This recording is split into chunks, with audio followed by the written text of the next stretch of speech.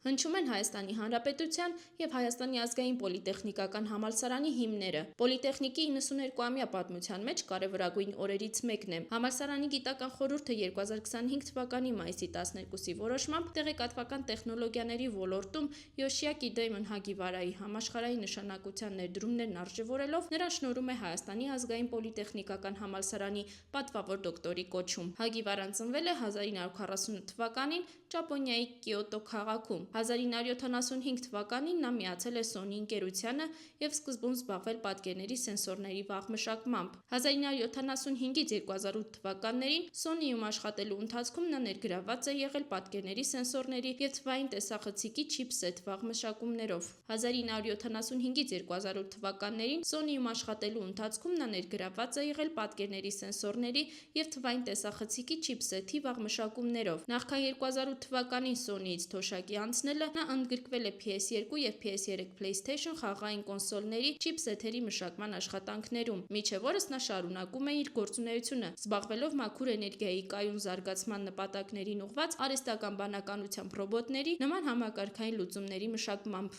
Ռեկտոր Գոռ Վարդանյանն իր ելույթում նշեց, որ պոլիտեխնիկի նպատակն է ներդրում ունենալ մարդու մտածողության, մարդու ինտելեկտի ձևավորման մեջ, որպեսզի տեղեկատվական տեխնոլոգիաների ոլորտում համալսարանն ունենա այնպիսի օրինակներ, ինչպիսին ունի Յոշիակի Դեյմոն Հագիվարան։ Այսօր պոլիտեխնիկի 92 տարվա պատմության մեջ կարևորագույն օր է, քանի որ մենք ունենք հանդիսավոր արարողություն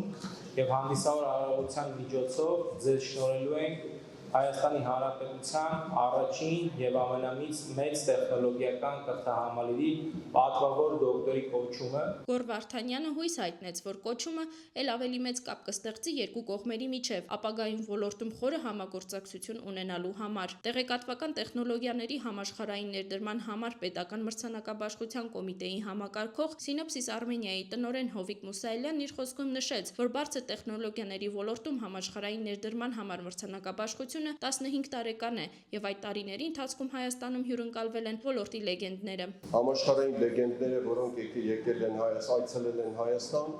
իրենց ելույթներում մեկ անգամ չէ որ ասել են, որ այն երկրները, որոնք փոքր են իրենց տարածքով եւ ազգաբնակչությամբ,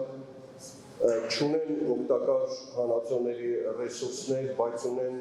կայացած փյուրք, ավանդույթներ, ինտելեկտուալ պոտենցիալ, նույնիսկ որոշ դեպքերում կարող են մրցակցային առավելություններ ունենալ զարգացած այլ երկրների նկատմամբ։ Սա փայլուն համագործակցություն է այս մրցանակաբաշխությունը պետության եւ մասնավոր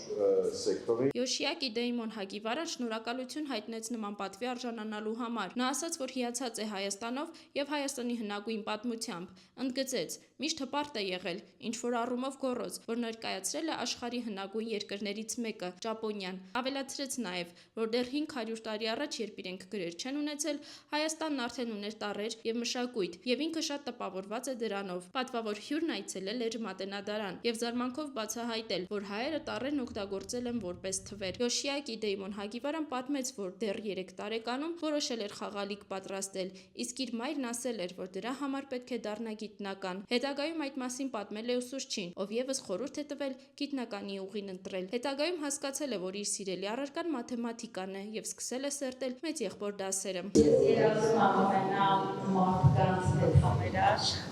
Գիտության համերաշխ ռոբոտներ, բայց իհարկե նրանք պետք է մրցումները լինեն ռոբոտները, իսկ դրանց շարքավորը պիտի ավելի խելացի լինեն, քան պետք է։ Միջոցառման ավարտին Յոշիակի Դեյմոն Հագիվարան պատասխանեց ուսանողների հարցերին եւ միջոցառումն ավարտվեց կարևոր օրը հիշողություն դարձնող խմբակային լուսանկարով։